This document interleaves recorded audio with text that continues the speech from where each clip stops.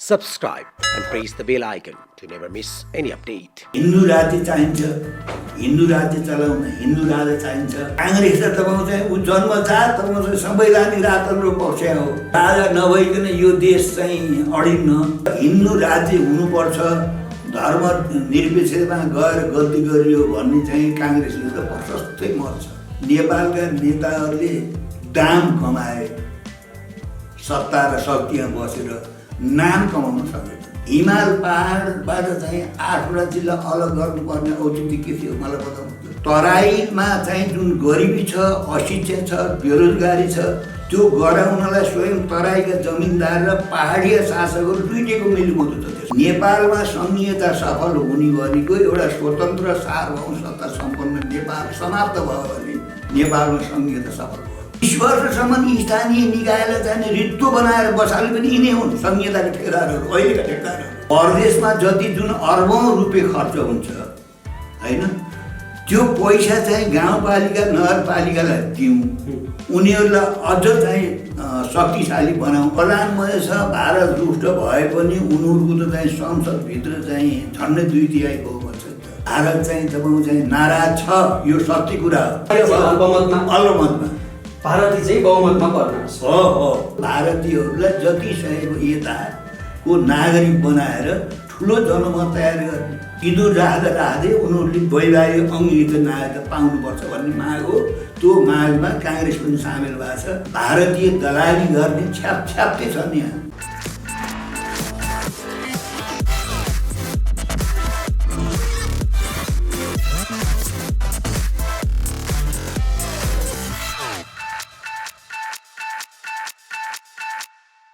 तपाईँ अहिले हेर्दै हुनुहुन्छ canadaNepal.com।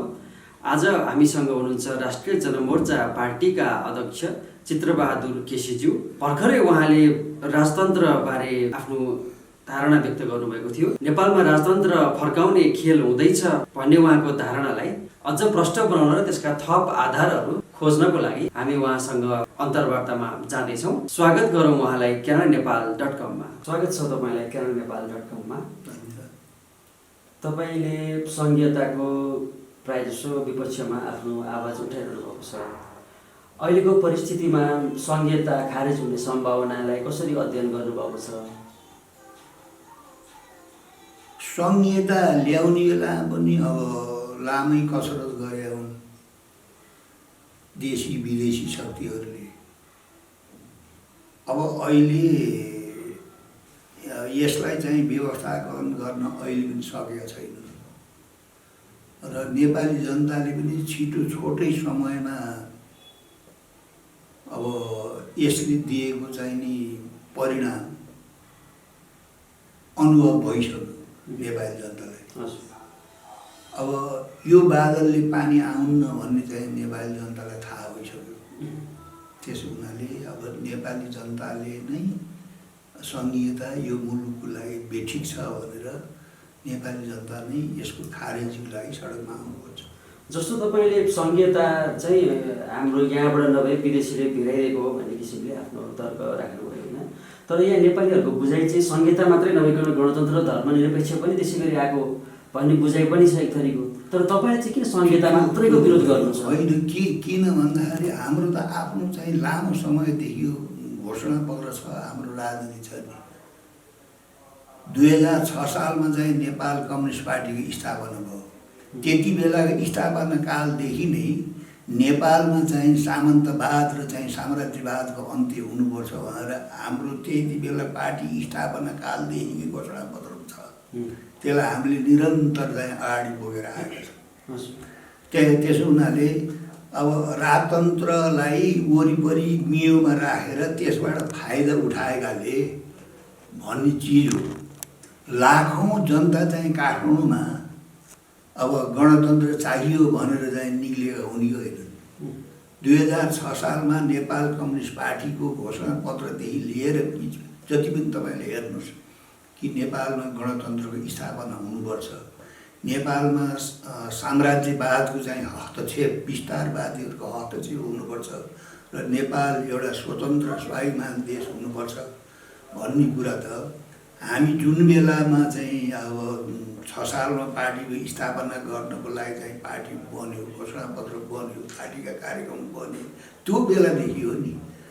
यसपालि आएर अहिले आएका खास गरेर राजतन्त्र पक्षधरहरूले यो त नेपालीको नारा छैन, नेपाली मागेकै होइन, अब त्यस्तो त संसारैभरि राजतन्त्र थियो नि पहिला त। भारतमै 500-600 राजाहरू थिए।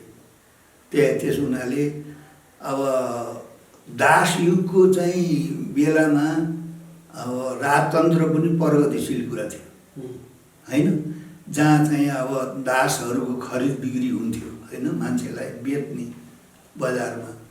अब त्यो दास युगको स्थितिमा त्यो बेलामा राजतन्त्र पनि चाहिँ एउटा प्रगतिशील व्यवस्था थियो।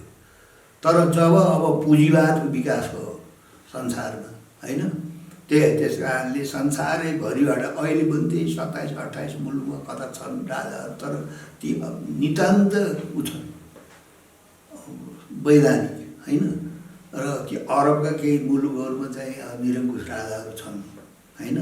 तर अब कतिपय देशहरूमा नाम मात्रको राजा छन्। जापानमा राजा अहिले फेरि यो राजतन्त्रको मुद्दा त अलिकति उठ्दै गरेको जस्तो पनि देखिन्छ होइन। राजतन्त्र गयो 2065 सालमा नेपाली जनताकै आन्दोलनबाट नेपाली जनताले राजतन्त्र फाले। राजतन्त्र फालिसकेपछि अब फेरि चाहिँ राजतन्त्र चाहिन्छ, राजतन्त्र स्थापना गर्नुपर्छ भनेर त राजतन्त्रका पक्षधरहरूले त्यो आवाज त उठाइरहेका छन् नि होइन। एउटा परिवर्तन भयो भने त्यो परिवर्तनलाई चाहिँ अब नचाहनेहरूले अब त्यो फेरि चाहिँ प्रतिगमनकारी त्यो उल्टाउन चाहन्छन् नि। 2007 सालमा राणा शासन गयो। राणाहरूले के भन्थे भने भारतमा गएर गान्धीलाई भेटेर नेहरूलाई भेटेर त्यही भारतबाट आएकाले हो चाहिने हामीलाई चाहिने फाल्न खोजेको भन्थे त हुनुहुन्थ्यो। नेपाली जनतालाई पढायो लेखायो सिकायो भने टाढा हुन्छन्, त्यसो भने हाम्रो राज्य सत्ता बढ्दैन भन्ने थियो त राणाहरूले होइन। त्यसो भएको हुनाले अब जब राणा शासन गयो, शासनमा हट्यो, राणा शासन हटिसकेपछि पनि त्यहाँ गोर्खा परिषद खुल्यो त। राणाहरूले आफ्नो भूमिको स्वर्ग फर्काउनलाई अब स्वयं चाहिँ 15 सालको निर्वाचनमा आम चुनावमा संसदभित्र काङ्ग्रेसको 74 सिट थियो, गोर्खा परिषदको 19 सिट थिए, 109 सिट भएको देशमा। भनेपछि अब राणा शासन गइसकेपछि नि राणा शासन फिर्ता गर्नको लागि गोर्खा परिषदको निर्माण गरेर नेपाली जनताले जान अनजानमा अब राणाहरूलाई चाहिँ राणा फर्काउने त्यसको नेता थिए भरत शमशेर। पछि उनी नेपाली काङ्ग्रेसमा विलय भए, बेग्लै कुरा हो। त उनीहरूले त्यो प्रयत्न त गरे त। त्यसो भए अहिलेको प्रयत्न पनि त्यस्तै प्रयत्न पनि अब क्रान्ति हुन्छ, त्यस परिवर्तनपछि फेरि त्यो परिवर्तनलाई नरुचाउनेहरूले प्रतिगमन गरेर फेरि पुरानो सत्ता फर्काउन चाहन्छन्। त्यो भइरहन्छ। अब पञ्चायती व्यवस्था 30 वर्ष टिक्यो, त्यो राजतन्त्रले टिकाएको थियो। त्यसपछि राजतन्त्र नेपाली जनताको लागि त्यसले समस्या समाधान गर्न सकेन मुलुकको। नेपाली जनताले राजतन्त्र फ्याँके। त्यसपछि राजतन्त्रमा दाइँ हालेकाहरू, राजतन्त्रलाई उपयोग गरेर आफ्नो स्वार्थ पुरा गरेकाहरू, उनीहरू त अहिले गणतन्त्र आएपछि त त्यो स्वार्थ पुरा भएन। उनीहरू त तपाईँको चाहिँ कतिले चाहिँ गणतन्त्रलाई स्वीकार गरेर त्यता पनि सामेल भए। अब कतिलाई तपाईँको चाहिँ त्यो राजतन्त्र छँदाखेरि, राजा छँदाखेरि सत्ता र शक्तिमा जो हालिमुहाली गर्न पाइन्थ्यो, अब त्यो त भएको छैन। एकातिर अर्कोतिर देशी शक्ति भयो। अब विदेशीहरूले पनि विशेष गरेर छिमेकमा त अब हिन्दू राज्य चाहिन्छ, हिन्दू राज्य चलाउन हिन्दू राजा चाहिन्छ भन्ने तपाईँको चाहिँ अब हिन्दुत्वकै नारा लिएर तपाईँको चाहिँ भारतको भाजपाले भन्नु न 2 पटक सत्तामा आएको। त्यस हुनाले उनीहरूले तपाईँको चाहिँ आफ्नो देशमा उनीहरूले गणतन्त्र हटाउन सक्दैन। भारतलाई तपाईँको चाहिँ अब चाहिँ राजतन्त्र मुलुक बनाउनु त उनीहरूले सक्दैनन्। भारतमा त धर्मनिरपेक्ष चाहिँ भारत बनाउन पनि सक्दैनन्। त्यहाँ त्यो खुबी छैन। तर उनीहरूले चाहिँ नि नेपाललाई हिन्दू राज्य बनाउने, नेपाललाई हिन्दू राज्य बनाएपछि त्यो हिन्दू राज्यलाई शासन गर्न राजा चाहिने, त्यस किसिमको कुरा पनि त्यहाँ गर्छन्। तपाईँको बारेमा अस्ति जुन समाचार प्रकाशित एउटा भएको पनि थियो, तपाईँले भन्नुभएको थियो कि राजा ल्याउनलाई चाहिँ चलखेल हुँदैछ। अहिलेको जुन प्रधानमन्त्री केपी शर्मा ओलीज्यू हुनुहुन्छ उहाँलाई हटाएर राजा ल्याउने खेल हुँदैछ भनेर तपाईँले भन्नुभएको भनेर समाचारहरू प्रकाशित भएका थिए। यसको आधार के थियो, अथवा के प्रमाण अथवा पुष्टि भएर भन्नुभएको थियो कि होइन? त्यो राजतन्त्र फर्काउने चलखेल त अब 65 सालदेखि नै भइरहेको छ नि। हामीले बहुदलीय व्यवस्था ल्याइसकेपछि पनि जुन बेला तपाईँको चाहिँ नि 46 सालमा बहुदलीय व्यवस्था आयो नि, पञ्चायत व्यवस्था गइसकेपछि नेपालमा हाम्रो मात्रै एउटा पार्टी हो जसले यो बहुदलीय व्यवस्थामाथि खतरा छ है, राजतन्त्र फेरि चाहिँ त्यहाँ हाबी हुन सक्छ भनेर हामीले भन्दाखेरि सबैले खिसिटिउरी गर्थे। हुनै सक्दैन भनेर हुनै सक्दैन कहाँ। अब राजा आएर चाहिँ नि यत्रो चाहिँ संसदीय व्यवस्थालाई खतम पारेर त्यसको ठाउँमा चाहिँ निरङ्कुश सत्ता फर्काउन राजाको के खुबी? सम्भवै छैन भन्थ्यो हामीलाई। तर त्यो इतिहास त प्रमाणित गर्यो त्यो हाम्रो कुरालाई। अहिले त चलखेल हुन थाल्यो। त्यो चलखेल त थियो, चलखेल त वीरेन्द्रैको पालादेखि भएको थियो। सुत उनीहरू नेपालका राजाहरू अब नेपाली जनताले ठोक्यो, किलाएर बाट्यो, दाममा त उनीहरू बसेनन्। उनीहरू जसरी संवैधानिक भएर होइन, राष्ट्र प्रमुख भएर मात्रै जुन बसेको भए, काङ्ग्रेसले त तपाईँ गणतन्त्रको पक्षमा त कहाँ त गएको थिएन। अहिले यो अवस्था आउने थिएन। यति मात्रै होइन, तपाईँ चाहिँ स्वयं मदन भण्डारीहरू तत्कालीन एमालेसम्म संवैधानिक राजतन्त्रकै पक्षका थियो। अब उनीहरू राजाहरू तपाईँ चाहिँ नि संवैधानिक भएर त बसेनन्। अब राजा वीरेन्द्रको शेषमा चाहिँ सत्यानाश भइसकेपछि, परिवार चाहिँ को हत्या भइसकेपछि अब ज्ञानेन्द्र आए सत्तामा। ज्ञानेन्द्र आएको त 2-3 वर्षमा त उनले प्रतिगमन त गरे त। उनले त सबै चाहिँ जनताले चुनेको प्रधानमन्त्रीलाई झेलखाना हालेर सबै हालिमुहाली गरेर उनले तपाईँको चाहिँ नि निरङ्कुश सत्ता त चलाए त। त्यस कारणले नेपालमा गणतन्त्र छिटै स्थापना गर्नमा अब ठुलो महत्त्वपूर्ण भूमिका राजा ज्ञानेन्द्रकै छ। राजा ज्ञानेन्द्रकै कारणले राजा ज्ञानेन्द्रकै व्यवहारले गर्दाखेरि अब काङ्ग्रेस पनि बल्ल सोधियो। यो राजालाई चाहिँ वैधानिक बनाएर राख्न खोजे पनि अब यो नसकिँदो रहेछ। नत्र नेकपाले त सुरुदेखि नै चाहिँ गणतन्त्र चाहिन्छ, देशमा चाहिँ सामन्तवादको अन्त्य हुनुपर्छ, साम्राज्यवादको हस्तक्षेपको अन्त्य हुनुपर्छ, नेपाल गणतन्त्रात्मक मुलुक हुनुपर्छ भनेर 6 सालदेखि नि पुष्पलालजीहरूले होइन जुन बेला पार्टीको स्थापना भयो त्यति बेलैदेखिको तपाईँले त्यो घोषणापत्र खोजेर पढ्नुभयो त पाउनुहुन्छ। काङ्ग्रेस त तपाईँको चाहिँ ऊ जन्मजात तपाईँको चाहिँ संवैधानिक राजतन्त्रको पक्ष हो, तर उसको के हो भने बेलायतको जस्तो राजा हुनुपर्छ, जापानको जस्तो राजा हुनुपर्छ, राष्ट्र प्रमुख मात्रै भएर बस्ने, सरकार प्रमुख हुन चाहिँ नखोज्ने, त्यस्तो राजा खोजे हो काङ्ग्रेसले। त्यो काङ्ग्रेसको त्यो नीतिमा तत्कालीन एमाले पनि सामेल भएको थियो सत्ता स्वार्थको कारणले। जब राजाले तपाईँको चाहिँ बहुदलीय व्यवस्थालाई खतम पारेर उनले चाहिँ मुलुकमा चाहिँ निरङ्कुश व्यवस्था स्थापना गरे ज्ञानेन्द्रले, त्यसपछि चाहिँ काङ्ग्रेसले पनि अब महासमितिको बैठकले आफ्नो पार्टीको विधानमै संशोधन गरेर अब नेपालमा राजा राख्नु चाहिँ उचित छैन। जुनसुकै बेला पनि राजतन्त्रले चाहिँ यो जनताको चाहिँ प्रजातान्त्रिक हक अधिकार खोज्छ खान्छ। एकचोटि त महेन्द्रले 5 सालको चाहिँ त्यत्रो 2/3 सरकार होइन, 109 सिटमा काङ्ग्रेसको त 74 सिट थियो।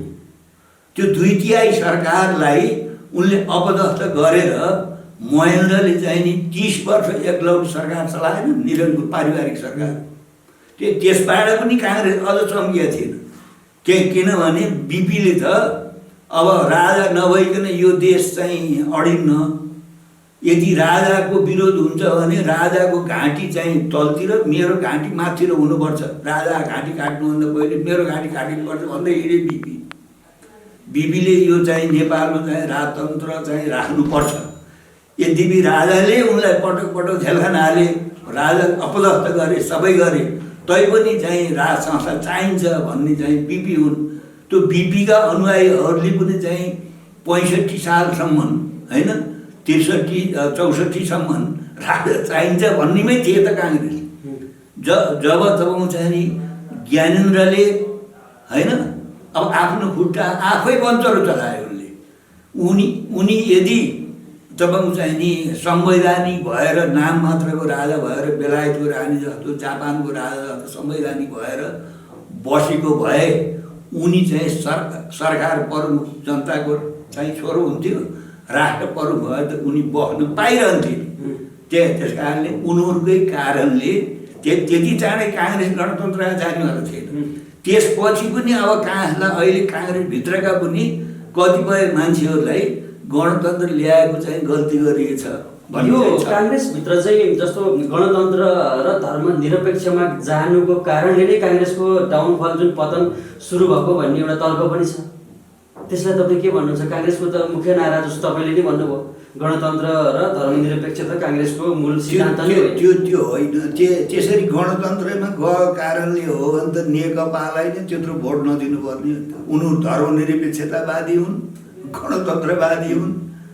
नेकपा गणतन्त्रवादी र धर्मनिरपेक्षतावादी भएको हुनाले अहिले पनि हाम्रो चाहिँ पार्टीले उनीहरूलाई समर्थन गरे।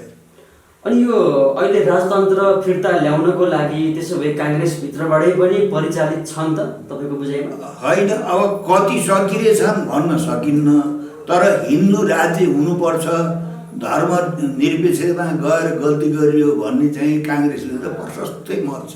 त्यो मत सुरु भएको छ, मत छ, पहिल्यै छ। अब सम्भावना कतिको देख्नुहुन्छ त? जस्तो यो गणतन्त्र उल्टिएर फेरि पहिलाकै राजा तपाईँले संसारको इतिहास पढ्नुभयो भने अब फ्रान्समा गणतन्त्र आएपछि नि पटक पटक चाहिँ राजतन्त्र आयो, बेलायतमा त्यस्तै भयो होइन। कतिपय देशमा तपाईँको चाहिँ क्रान्ति हुन्छ, प्रतिक्रान्ति हुन्छ। अब ती सम्भावनाहरूलाई चाहिँ त इन्कार गरेर हामी सञ्च भएर बस्नु हुँदैन। त्यस कारणले अब यहाँ अब प्रजातान्त्रिक विकेन्द्रीकरण गरेर अब देशलाई त्यस खालको राज्यको पुनर्संरचना गरेर एउटा केन्द्र राखेर स्थानीय निकायलाई अधिकार दिएर मुलुकमा चाहिँ विकास गर्नुपर्नेमा अब राजनीतिक पार्टीहरूले अब एउटा ठुलो भुल गरे। उनीहरूले सङ्घीय प्रणाली बोके, मुलुकलाई बोकाए होइन। एउटो संसद भए, एउटा मन्त्रीमण्डल भए, यो देशको चाहिँ काम चल्नेमा 8वटा ठाउँमा मन्त्रीमण्डल छ, 8वटा ठाउँमा संसद छ, त्यत्तिकै खर्च छ। आफ्नो यहाँ चाहिँ नि अब देशको हालत यही छ। त्यसो हुनाले यो सङ्घीय प्रणाली आइसकेपछि पनि देशमा जब कल कारखाना उद्योग धन्दा खोल्न सकेन, खानी फ्याक्ट्री खोल्न सकेन, नेपाली जनताले रोजगारी पाएनन्।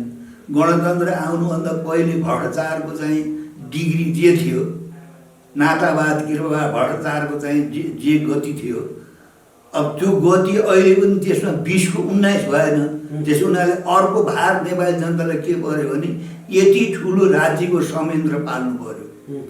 8वटा ठाउँमा चाहिँ मन्त्रीमण्डल पाल्नु पर्यो, 8वटा ठाउँमा सांसदहरूलाई पाल्नु पर्यो, 8 ठाउँमा ती कर्मचारी त्यो संयन्त्र पाल्नु पर्यो। अब त्यो चाहिँ अब तपाईँले विदेशमा गएर रेमिटेन्स ल्याएर 8-9 खर्ब कति रेमिटेन्स, अब त्यो बाहिर गएर रेमिटेन्स ल्याएको भरमा 8-8वटा ठाउँमा मन्त्रीमण्डल, 8-8वटा ठाउँमा सांसदहरू, अब त्यत्रो त्यो नेपाली जनताले धान्न पाल्नै सक्दैनन् नि। झन् उल्टो गणतन्त्र आएपछि नेपाली जनताले रोजगारी पाउलान्, सुख सुविधा पाउलान्, देशको राष्ट्रियता, सार्वभौमता र अखण्डता मजबुत होला भन्ने जुन जनताको आशा भरोसा थियो त्यो चाहिँ भएन। त्यसो हुनाले जनतामा निराशा छ। त्यो निराशाको फलस्वरूप नेपाली जनताले भनेको कुरा के हो भने बरु एउटै राजा पाल्न सक्दो थियो होइन, यिनी हजारौँ हजार राजा पाल्नभन्दा हजारौँ राजा आए भने हो। त्यो भनेको कुरा के हो भने गणतन्त्र आयो, गणतन्त्र आउनु नराम्रो कुरा थिएन। गणतन्त्र मात्रै आएन, गणतन्त्रसित सङ्घीयता आयो। सङ्घीयता सेतो हात्ती नेपाली जनताले पाल्न नसक्ने। अब त्यसो भएको हुनाले अहिले कोरोनाको यत्रो सङ्कट छ। अब सरकारमा बस्ने मान्छेहरूले चाहिँ विभिन्न ठाउँमा प्रदेशमा तपाईँ हेर्नुहुन्छ, उनीहरूले आफ्नो सेवा सुविधा बढाए।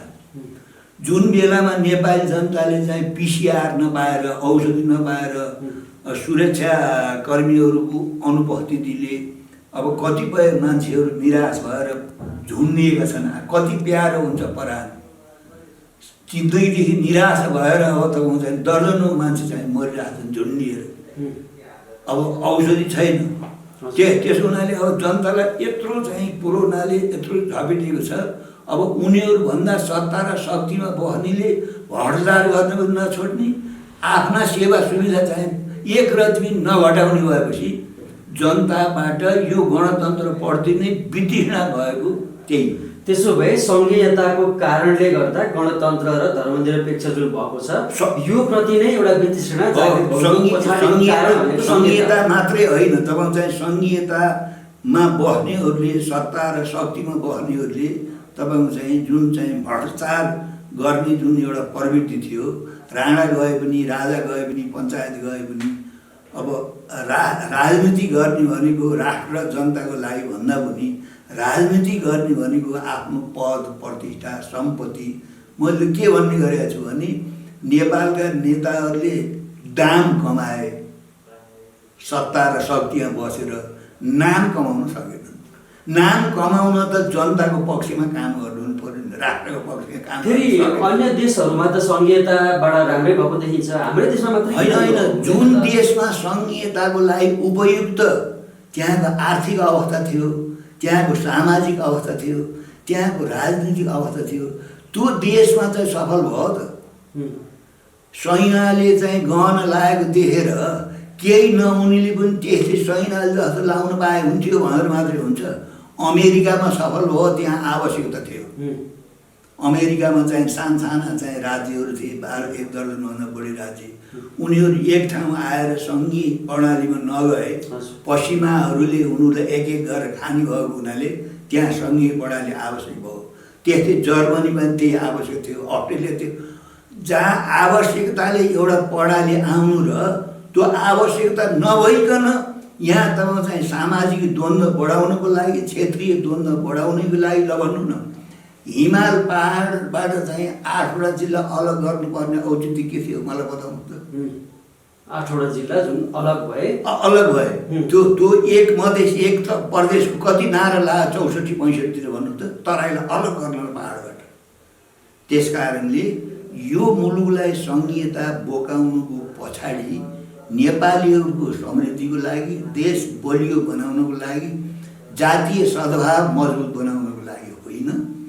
एकाथरीको चाहिँ उद्देश्य हिमाल पहाडबाट चाहिँ तराईलाई अलग गर्ने उद्देश्य, एकाथरीको उद्देश्य यहाँ तपाईँको चाहिँ नि जातीय प्रदेशहरू, जातीय राज्यहरू बनाएर जातिको बिचमा चाहिँ काटमार हो।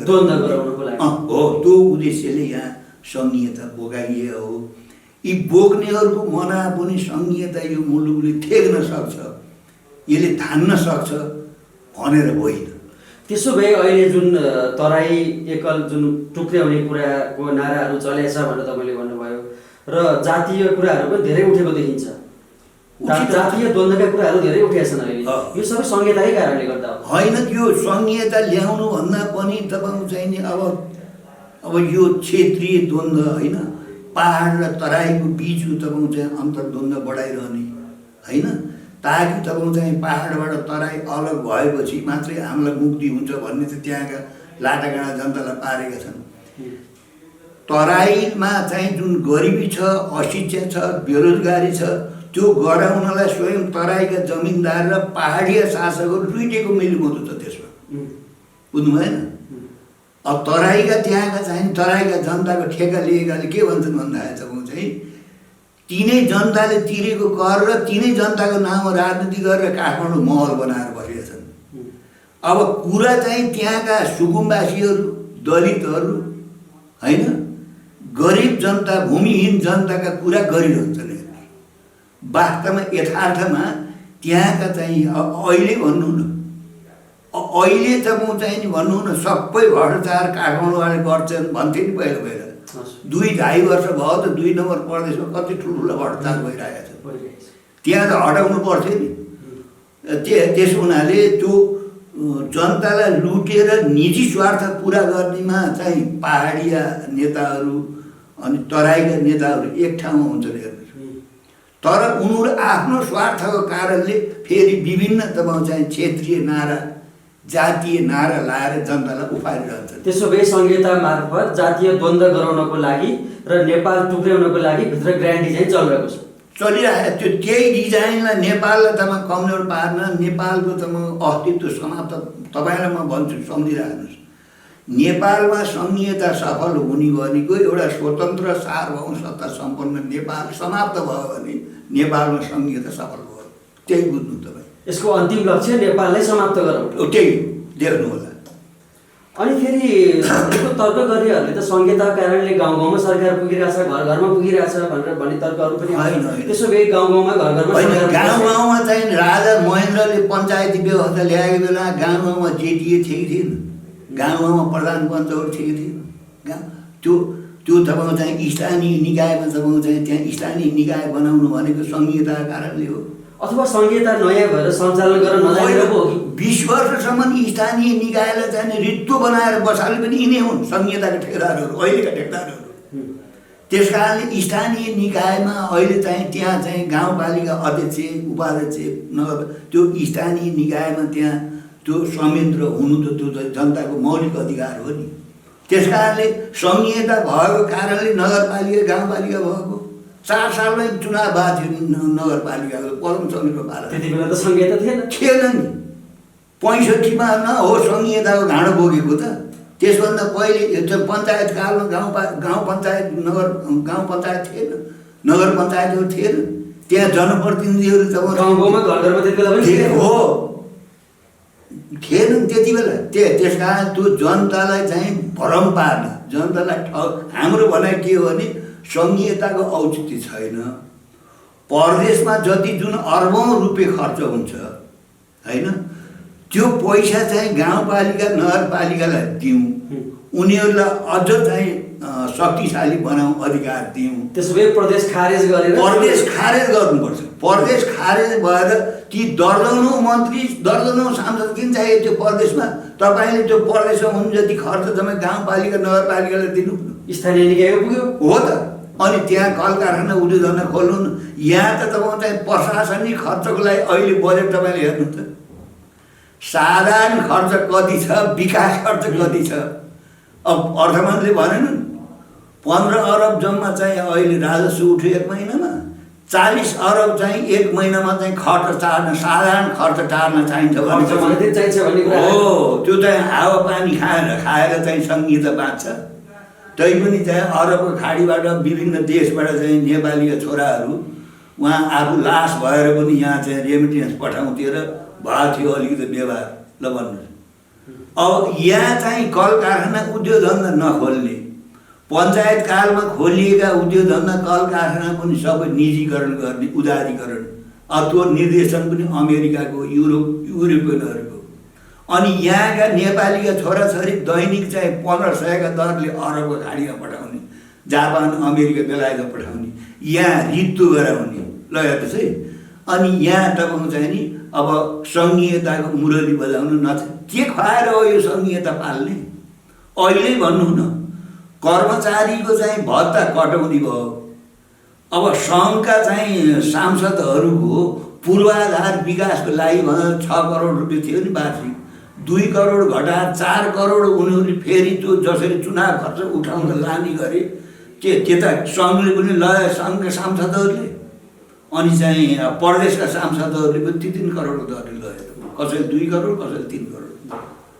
त्यसको औचित्य के? त्यही पैसा गाउँपालिकालाई नगरपालिकालाई दिएर त्यहाँ पूर्वाधार विकास गरे हुन्न। सांसद त म पनि त फेर चिनेको त भयो त। सांसदको काम त विधि बनाउने, नियम बनाउने, ऐन बनाउने, कानुन बनाउने होला। त्यसो भए यो देशमा संहिताको पछाडि चाहिँ कुन देशको एउटा जस्तो भारतको अथवा कसको चाहिँ छ त? होइन, विभिन्न शक्ति राष्ट्रहरूको यहाँ उद्देश्य छ। यसलाई कमजोर पारेर यहाँ चाहिँ आफ्नो तपाईँको चाहिँ नि दुनो सोझाउने, आफ्नो रणनीतिक उद्देश्य, आफ्नो दीर्घकालीन उद्देश्य पुरा गर्ने योजनाले चाहिँ काम गरेछ। त्यसमा सत्ता र शक्तिको लागि यहाँका राजनीतिक पार्टीहरू तपाईँको चाहिँ नि नलाई सङ्घीयता बोकेका हुन्। यिनलाई अहिले यो सङ्घीयता भालुको कन्सर्ट भएको छ। प्रधानमन्त्री केपी शर्मा ओली चाहिँ के पक्षमा हुनुहुन्छ तपाईँको बुझाइमा? जस्तो एकपल्ट आएको थियो कुरा, उहाँ पनि संहिताको पक्षमा हुनुहुन्न रे भन्ने कुराहरू पनि बिचमा आएको थियो, फेरि अहिले संहिताको पक्षमै देखिनुहुन्छ। होइन, संहितासित तपाईँ चाहिँ नि मिटेरी नलाए त सत्ता शक्तिमा बस्नु पाइन्न। संहिता नस्वीकारे सत्तामा बस्न सत्तामा शक्तिमा बस्न चाहिँ गाह्रो पर्छ। कसले चाहिँ म आफू तपाईँ चाहिँ संहिताको विरोध गरेर पनि त्यही शर्तमा गएको हुँ सरकार। कतिपय मान्छेले यहाँ के भरम पार्छन् नेपाली जनतालाई भने संहिता मान्दिनँ भन्ने, त्यही संहिता मानेर सरकारमा गयो चित्रबहादुर गर्छन्। हो, संहिताको विरोध गर्नु छ, त्यही संहितामा चाहिँ संहिताका पक्षधर र गणतन्त्रका के विरोधीहरूले गर्ने कुरा हो। संहिता अस्वीकारै गरेरै गयो भने स्वयं म बसेको टाइममा क्याबिनेटले जनसङ्ख्याका आधारमा निर्वाचन क्षेत्र निर्धारण गर्नको लागि चाहिँ संविधान पहिलो संशोधन आएको थियो। त्यसको विरुद्धमा मत हाले हो त मैले। ल भन्नुहोस्, संहिता ठिक छ, यसलाई उपयुक्त छ भन्ने शर्त, त्यो संविधानभित्र त अरू धेरै कुरा छन् नि त हाम्रो पार्टीले स्वीकार गरेको। गणतन्त्र छ, धर्मनिरपेक्षता, समानुपातिता, समावेशी छ, कतिपय जनजाति दलित मधेसीहरूका कहीँ चाहिँ अधिकारहरू छन्। संहिताभित्र त्यो संविधानभित्र भएको एउटा संहितासित जुन हाम्रो असहमत छ, त्यो असहमति त मैले क्याबिनेटमा बस्दा पनि संसदमा बस्दा पनि उपमन्त्री भएको हिसाबले मैले संहिता मानुला, संहिता मैले स्वीकार गर्छु, यसको विरोध गर्दिनँ भनेर शपथ खाएर गएहरू त्यहाँ। त्यतिखेर पनि तपाईँ विरोधमै हुनुहुन्थ्यो? विरोधमै थिएँ त, दुनियाँले देख्यो त। त्यो हाम्रो जुन त संसदमा गएर संसदमा बस्दा अथवा सरकारमा बस्दाखेरि कतिले त तपाईँ चाहिँ सत्तामा शक्तिमा जाँदाखेरि आफ्नो राजनीतिक पार्टीको मूल्य मान्यता ती पनि बेचेर तपाईँ चाहिँ जान्छन् सत्ताको लागि। राष्ट्रिय जनमोर्चाले तपाईँ चाहिँ नि संहिता स्वीकार गरेर संहिता चाहिँ कार्यान्वयन गर्नु त्यहाँ गयो कि त्यसो भएको होइन, संहिताको विरोधै गर्नको लागि विरोध गर्नको लागि त्यो शर्तमा गएको नि, विरोध गर्ने शर्तमा। ल अहिले त्यहाँ मलाई सरकारमा लाने मान्छे त अहिले पनि जिउँदै छन्। संहिताको विरोध समेत गर्ने शर्तमा त्यहाँ गएको। मैले क्याबिनेटमा गएर अथवा सरकारमा गएर चाहिँ संहिता मैले मान्छु, मलाई चाहिँ सरकारमा लानु पर्यो भने भएन हो ती कुरा गर्ने। गणतन्त्र विरोधीहरूले अहिले गर्ने कुरा, संहिताका चाहिँ दलाली गर्नेहरूले गर्ने कुरा, चित्रबहादुरले चाहिँ अब संहिता भएको संविधान स्वीकार गरेर पञ्चायती व्यवस्थालाई जरोदेखि उन्मूलन गर्न हामी थियौँ। तर फेरि स्कुलमा पनि थियौँ, सरकारी स्कुलमा थियौँ हामी।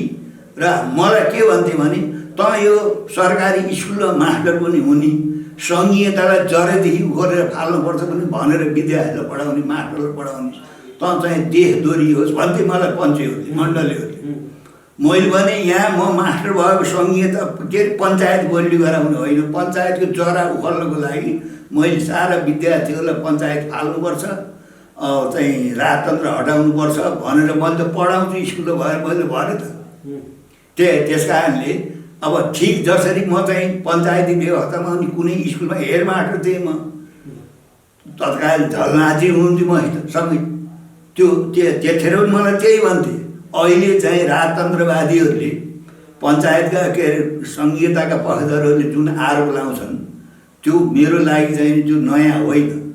म चाहिँ पञ्चायती कालमा पनि हाई स्कुलको चाहिँ हेड मास्टर भएर बस्दाखेरि पनि आफ्ना विद्यार्थीहरूलाई, त्यहाँका जनताहरूलाई र शिक्षकहरूलाई यो पञ्चायती व्यवस्था ठिक छैन, यसलाई फ्याँक्नुपर्छ, राजतन्त्र ठिक छैन, यसलाई फाल्नुपर्छ भनेरै म त्यही स्कुलमा बसेको थिएँ। पछिल्लो चुनावको नतिजाले त फेरि संहिताको जसले वकालत गर्छ उहाँहरूको चाहिँ मतको अवस्था राम्रो देखायो। तपाईँले विरोध गरिरहनु भएको छ, तपाईँको मतको अवस्था त देखिएन? होइन, सिक्किमलाई भारतमा बिलाउने चाहिँ ल्यान्ड दोहोरिएको चाहिँ 32 सिटमा सिक्किमको 31 सिट आएन। त्यसो हुनाले चुनावमा कति सिट आयो भन्ने कुरा सिद्धान्तको चाहिँ यो कुरा होइन। हेर्नुहोस्, चुनावमा त तपाईँको चाहिँ भन्नुहोस् गाउँपालिका नगरपालिकाका अहिलेकै चाहिँ अध्यक्ष उपाध्यक्ष उनीहरूले कति खर्च गर्छन्। अहिले पनि संसदमा चाहिँ जित्न आउनेले 5 करोड बजेट चाहिन्छ। त्यस कारणले पैसाको यत्रो खेल हुने र त्यो पैसाको खेल गरेर चुनाव जितेर आएर फेरि त्यही पैसा उठाउने ठाउँमा त्यसो हुनाले जनताले भोट हालेनन् तिमीहरूलाई। उसो तपाईँहरूले भन्नुहुन्छ नि त अहिले त्यसो हो भने तिनै जनताले किन भन्छन् त यो चाहिँ सङ्घीयताले च्याप्यो, यो सङ्घीयता खारेज हुनुपर्ने, राष्ट्रिय जनमोर्चाले सङ्घीयता चाहिँ खारेज हुनुपर्छ भनेर जुन कुरा राखेको छ यो त ठिक रहेछ, हामी पो झुक्किएछौँ भनेको छ नि त। त्यसो भए जनता चाहिँ सङ्घीयतालाई खारेज गर्नैपर्छ भन्ने पक्षमै छ। अब त्यो मत एकदम बढेर गएको छ, हेर्नु होला। त्यसो हुनाले कहीँ पनि तपाईँले हेर्नुहोस्, अब यो सङ्घीयताले नेपाली जनताको समस्या समाधान पनि हुँदैन। नेपालको राष्ट्रियता, सार्वभौमता र अखण्डताको यो तपाईँ यसले सङ्घीय प्रणालीले उ गर्दैछ।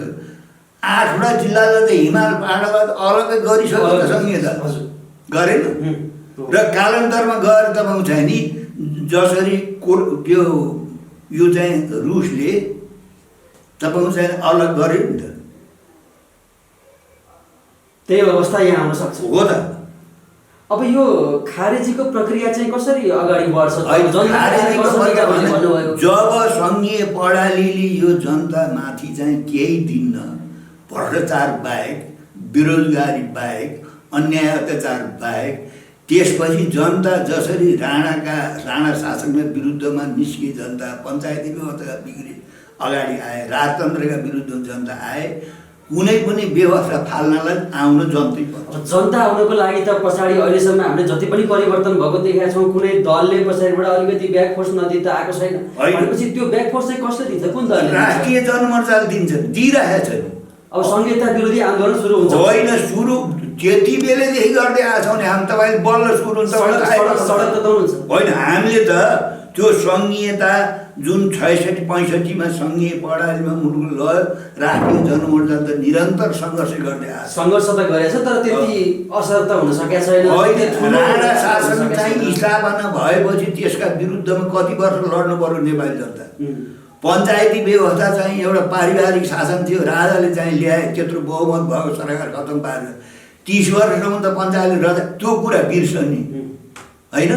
अनि सङ्घीयता चाहिँ आयो, सबै पार्टीले सत्ता स्वार्थको लागि स्वीकार गरे, अनि राष्ट्रिय जनमोर्चाले त्यसको विरोध गरेपछि देयर आइन देन त्यो खारेज हुनुपर्छ। जसलाई चाहिँ सङ्घीयता चाहिएको छैन भने पनि सत्ता र शक्तिको पिरले ओठे भक्ति देखाइरहेका छन्। ल सत्तामा सरकारमा बस्नेहरू, विभिन्न ठाउँमा बस्नेहरूले यो सङ्घीयता ठिक छ, यो मुलुकले धान्न सक्छ भन्ने तिनको मना छ, तर त्यसलाई स्वीकार गरेर आफूलाई लाभ भएको छ, फाइदा भएको छ, मन्त्री हुन पाइएको छ, सांसद यो जस्तो तपाईँले पटक पटक जोड्नुभयो, यो लाभ चाहिँ कसले दिन्छ, मन्त्री कसले बनाइदिन्छ, को छ त यो शक्ति चाहिँ भन्नुहोस् न। आज कसले बनाइन्छ भन्दा यहीँ पनि त छन्, पार्टीहरू छन्, आफू बन्छन् होइन। अब त्यो कुरा त हामीले देखिरहेका छौँ। बाहिरी देशहरूको चलखेल अलिक बढी हुन्छ नेपालमा भन्ने जनताले अलिकति त्यस्तो तर्क छ। त्यो त जनताले जे अनुभव गरेका छन्, जे देखेका छन् त्यो भन्छन्। तपाईँको विचारमा, अध्ययनमा जुन एमसिसी जुन अहिले आइरहेको छ, यसमा पनि विदेशी चलखेल छ भनेर भन्ने कुरा आएको छ होइन। चलखेल नभएपछि नेपाली जनताले र स्वयं चाहिँ सत्ताधारी पार्टीबाट यो चाहिन्न भन्ने, अनि अमेरिकन शासकहरूले चाहिँ चाँडै गएर यो तिमीहरूलाई चाहिएछ भनेर हाम्रो पिरले हो। यो एमसिसीको बुदाहरू त तपाईँले पनि अध्ययन गर्नुभएकै होला, त्यसमा राष्ट्रघाती बुदाहरू चाहिँ के छन्? त्यसमा त्यस्तो केही छन् तपाईँले देख्नुभएको? धेरै छन्, तपाईँले त्यो डकुमेन्ट पढ्नुहोस्। सबभन्दा पहिलो कुरा त तपाईँ चाहिँ नि हाम्रो पनि त्यहाँ 14 अरब लगानी छ, र जब चाहिँ अब नेपाल र चाहिँ एमसिसीको बिचमा चाहिँ केही समस्या पर्छ, कानुन चाहिँ एमसिसीको लागु हुन्छ। अनि अब त्यसलाई खारेज गर्नु पर्यो भने चाहिँ त्यो अमेरिकाले खारेज गर्छ, नेपालले चाहेर हुँदैन। र त्यहाँ कर्मचारी तपाईँ चाहिँ नि उनीहरूले चाहिँ भर्ना गर्ने हो, त्यसको हिसाब किताब जाँचबुझ चाहिँ नि एमसिसीले गर्ने हो, नेपालको महापरीक्षकले होइन, लेखा परीक्षकले। धेरै छ त्यहाँ। एमसिसी फेरि पास नगरिकन हुन्न जसरी सत्ता पक्ष अगाडि बढेको देखिन्छ। सकेनन् त उनीहरूले हिजै पास गराउनु पर्ने। दिनदिनै सडकमा चाहिँ नि विरोध भइरहेको छ। अब अमेरिकाले दबाब दिएको छ, घोक्रोमा हात लगाएको छ, यो चाहिँ पास गर एमसीसी पास भएन भने सरकारै नरहने अवस्था आउँछ भन्ने तर्क पनि छ फेरि कसैको। त्यसमा के भन्नु? त्यो त अब भन्छन् अब शक्ति केन्द्रहरूले अब जे पनि खेल खेल्नु छ। अहिले अलिकति पछिल्लो समयमा चाहिँ प्रधानमन्त्री केपी शर्मा ओलीलाई राजीनामा पनि भएको हो। यो चाहिँ किसको पछाडिको कारण के होला, कसले गर्यो? होइन, त्यो त उनीहरूको पार्टीभित्रै चाहिँ अब समस्या छ होइन। अब पार्टीलाई नै अब एकत्रित गरेर पार्टीलाई व्यवस्थित गरेर लान नसकेको स्थिति छ।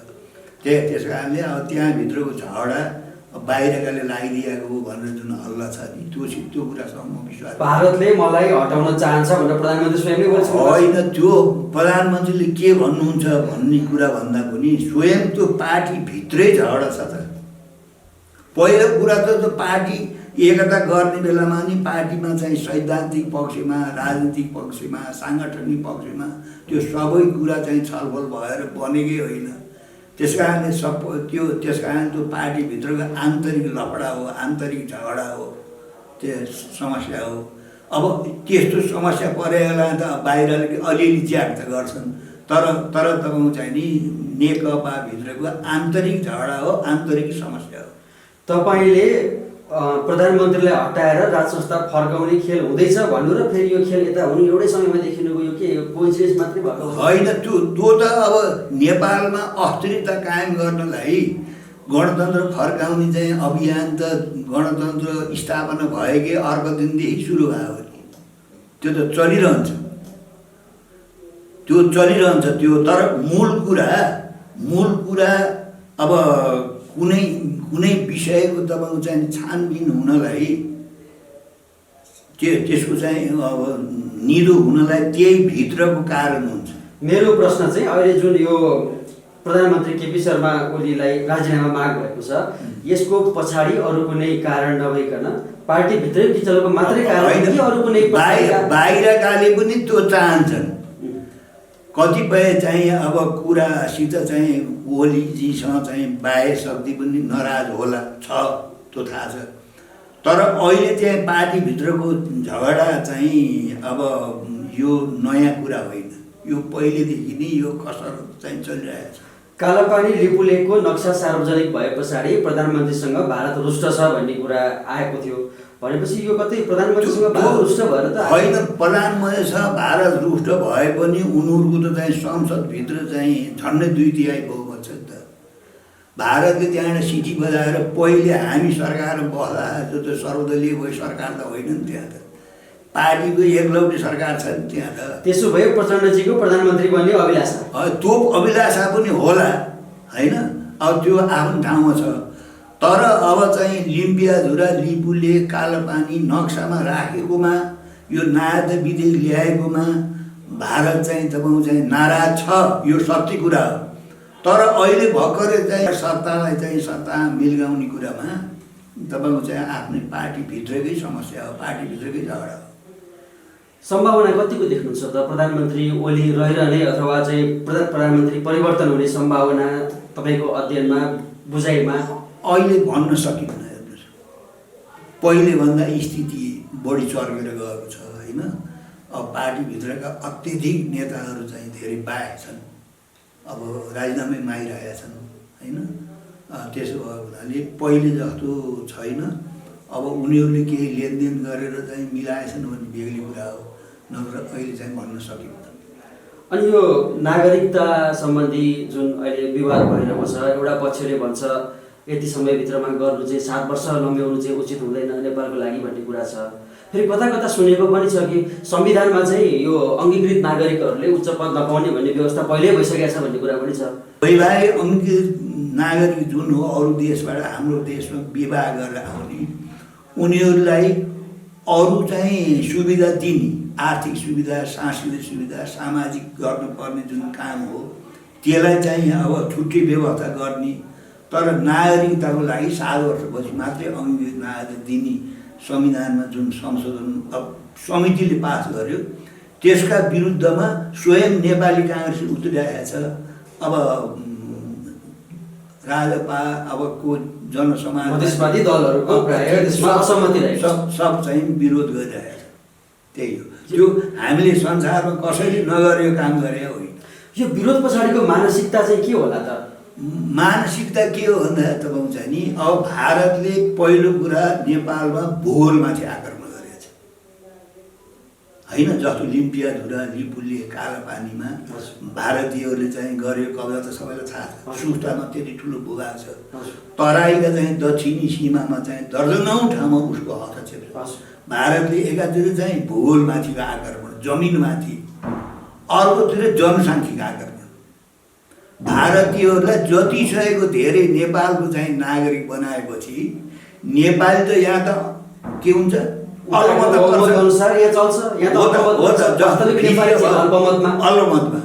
भारतीय चाहिँ बहुमतमा पर्न हो। त्यसो हुनाले अब एकातिर भूगोलमाथिको आक्रमण, दोस्रो कुरा जनसाङ्ख्यिक आक्रमण होइन। जनसङ्ख्या आक्रमण भनेको भारतीयहरूलाई जति सकेको यताको नागरिक बनाएर ठुलो जनमत तयार गर्ने होइन। अब अहिले पनि अब पहाडियाहरूले के दोष लाउँछन् भने तराईमा जति चाहिँ नेपाली छन् ती सबैलाई भारतीय हुन् भनेर भन्छन्, कालाजातलाई भन्ने चाहिँ दोष छ नि, त्यो होइन। यदि त्यसो गर्छ भने वास्तवमा चाहिँ नि तराईमा जुन त्यहाँका सुकुम्बासी छन्, भूमिहीन किसानहरू छन्, दलितहरू छन्, अशिक्षितहरू, गरिबीमा परेका छन्, तिनको नाम बेचेर तराईका जमिनदारहरूले पहाडिया जमिनदारसँग झगडा गरेर यस्तो गर्ने। यथार्थमा तिनको नाम चाहिँ उनीहरूले बेचिरहन्छ जिन्दगीभरि। त्यसो भए भारतको बहुमत गराउनको लागि मधेसवादी दल र काङ्ग्रेस परिचालित भएका छन् होइन। परिचालित भन्दा पनि उनीहरूको क्रियाकलापले परिणाम त्यही हुन्छ, त्यही देखिन्छ। अब हामीले त चाहिँ संसारमा हुँदै नभएको काम गरे त होइन नि। पहिलेदेखि चलिआएको कुरा किन बदल्ने हो भने त राणा शासन पनि बदल्न हुन्थेन, राजा पनि फाल्न हुन्थेन होइन, पञ्चायत पनि फाल्न हुन्थेन। त्यसो भए त चाहिँ अब त्यो 20 सालको पञ्चायती संविधानै बदल्नु पर्ने थिएन, नबदले हुन्थ्यो। अनि त्यो 46 सालको संविधानै नबदल्नु पर्थ्यो, 72 को संविधान आए भए त अब नयाँ संविधान आएको नयाँ प्रक्रियाले चल्ने भयो त देश। त्यसो भएर पहिलेदेखि जे चलन चल्ती भएको छ त्यसलाई परिवर्तन नगर्ने भन्नको मतलब अब संसारले चाहिँ अपनाएको नीति भन्दा नेपालले चाहिँ उताबाट बिहा गरेर आउने चेलीबेटीहरूलाई अब त्यो 7 वर्ष राखिदिनु भएन, जग्गेमै सिन्दुर राख्दै उनीहरूले वैवाहिक अङ्गी त नागरिक पाउनुपर्छ भन्ने माग हो। त्यो मागमा काङ्ग्रेस पनि सामेल भएको छ। अब त्यहाँका नागरिकताको भन्दा पनि त्यही गरेर राजनीतिक फाइदा लिने। भोलि त चुनावमा जानुपर्छ हो।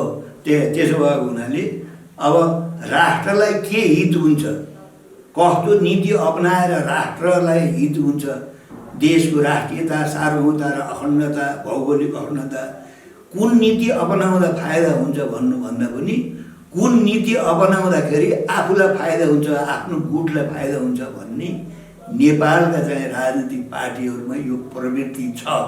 यो प्रवृत्तिका कारणले मुलुक आज यस्तो अप्ठ्यारो अवस्थामा परेको छ। त्यो यस्तो अप्ठ्यारो अवस्थामा पर्नुको पछाडि यहीँका राजनीतिक पार्टीहरू र प्रशासनमा पर्ने मान्छेहरूकै कमजोरीले शक्ति केन्द्रहरू यहाँ खेलाइरहन्छन्। यहाँनिर प्रधानमन्त्रीले कालापानी लिपुलेकको नक्सा सार्वजनिक गरेर एउटा हिम्मत देखाउनु भयो भन्ने कुरा तपाईँले पनि स्वीकार्नुहुन्छ र प्रधानमन्त्रीले नै फेरि अहिले यो यही दलबाट भनौँ न नेकपा भित्रैबाट आयो नागरिकताका सम्बन्धी 7 वर्षको पनि यो कुराको पछाडि प्रधानमन्त्रीले यत्रो आँट गर्नुभन्दा पछाडि चाहिँ प्रधानमन्त्रीको बल चाहिँ के छ होला, पछाडि चाहिँ केले चाहिँ यत्रो बल दिइरहेको छ भनेर पनि प्रश्न त्यो पनि छ। त्यसलाई तपाईँले कसरी अध्ययन गर्नुभएको छ? कसैले चाहिँ भन्छन् चाइनाले गर्दाखेरि चाहिँ चाइनाले अलि ब्याक फोर्स दिइरहेको छ, कसैले भन्छन् एमसिसीको रूपमा होइन। त्यो कुरा भारतीय शासकहरूले भनेको कुरा हो।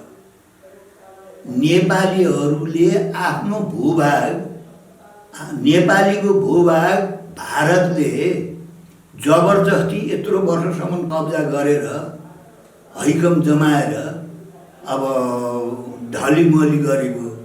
अब त्यो नक्सामा चाहिँ सामेल गर्नुपर्छ, हाम्रो त्यो भूभाग चाहिँ हामीले फिर्ता गर्नुपर्छ भन्ने कुरा त नेपाली जनताले आज भन्दै आएको हो र।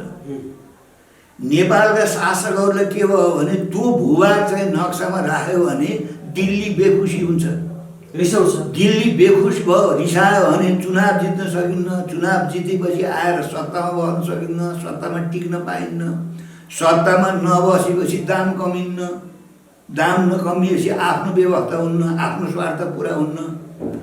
प्राय नेपालका शासकहरूको चाहे राजादेखि त्यो तपाईँको चाहिँ नि यो चाहिँ 46 सालपछि पञ्चायत गएपछि जो शासकहरू आए उनीहरूले त्यो गरेन र नेपाली जनताको दबाब भयो कि हाम्रो यत्रो भूभाग होइन भारतले अनधिकृत रूपमा जबरजस्ती कब्जा गरेको छ, त्यस कारणले यसलाई चाहिँ नक्सामा सामेल गर्नुपर्छ, भारतसँग वार्ता गरेर चाहिँ हाम्रो यो भूभाग चाहिँ फिर्ता गर्नुपर्छ भन्ने कुरा नेपाली जनताको आवाजलाई यसपालिको चाहिँ सरकारले, प्रतिपक्षले सबै पार्टी एकढिका भयो नि त, साथ दिए सबैले दिए। राष्ट्रवादको मुद्दामा सबै किनभने समयले सबैलाई यहाँसम्म ल्यायो, त्यसो भने सरकारको नेतृत्व गरेको मान्छे पार्टीले पनि ठुलो आँट गर्यो, प्रतिपक्षले गर्यो, अरूले नि गरे। त्यसो हुनाले सबैलाई महसुस भयो कि यो जबरजस्ती भारतले चाहिँ कब्जा गरिरहेछ। अब भारतले त आरोप लगायो, नेपालीको बुद्धिले गर्ने पहिले गर्थे, पछाडि केही शक्ति छ भने बाहिर अरू गर्छ। त्यो बिल्कुलै होइन। चाइनाले यस्ता कुरामा चाहिँ कसैलाई उचाल्ने, कसैलाई चाहिँ पछाडि त्यो गर्दै गयो, त्यो बेकार कुरा हो।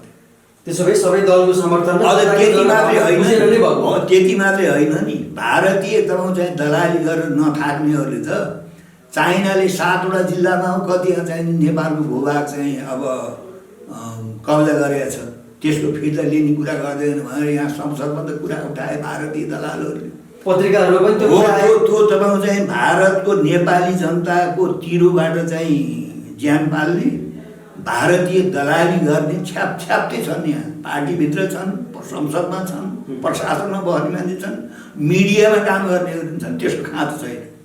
भारतले सबैतिर आफ्नो चाहिँ अब त्यो प्रभाव कब्जा चाहिँ जमाइरहेको छ र त्यसो हामीलाई हेप्नुको पछाडि उठ्यो त्यही। यहाँका आफ्ना दलालहरू परिचालन गर्छ, यहाँ मिडियालाई आफ्नो पक्षमा चाहिँ कुरा गर्न लाउँछ, यहाँका बुद्धिजीवी हुँ भन्नेले भारतको तपाईँको चाहिँ पक्षमा आँसु बगाउँछन्, त्यस पक्षमा लेख्छन्, त्यस पक्षमा अन्तर्वार्ता दिन्छन्। कुनै चाहिँ शक्ति राष्ट्रले कमजोर राष्ट्रलाई कब्जा गर्नुभन्दा पहिले त्यहाँका राजनीतिक पार्टीहरू, त्यहाँका मिडियालाई, कतिपय मिडियालाई, त्यहाँका बुद्धिजीवीहरूलाई होइन, अब त्यहाँका जिम्मेवार ठाउँमा बसेका कतिपय मान्छेहरूलाई उनीहरूले पाल्छन्, किनिराखेका हुन्छन्। हो त्यसो भएपछि कालान्तरमा गएर त्यो मुलुकलाई हडप गर्छ। हस् त, धन्यवाद तपाईँलाई। धन्यवाद।